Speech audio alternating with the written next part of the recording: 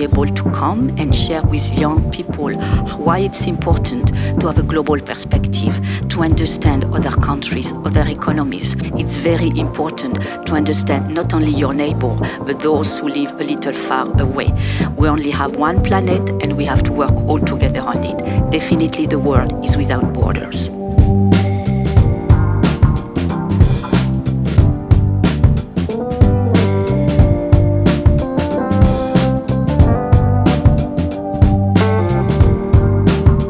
Of course, the world is not perfect. The world is now becoming more unpredictable. But precisely because the world is more unpredictable, that we need to spend more time discussing and debating about various efforts of economics without borders.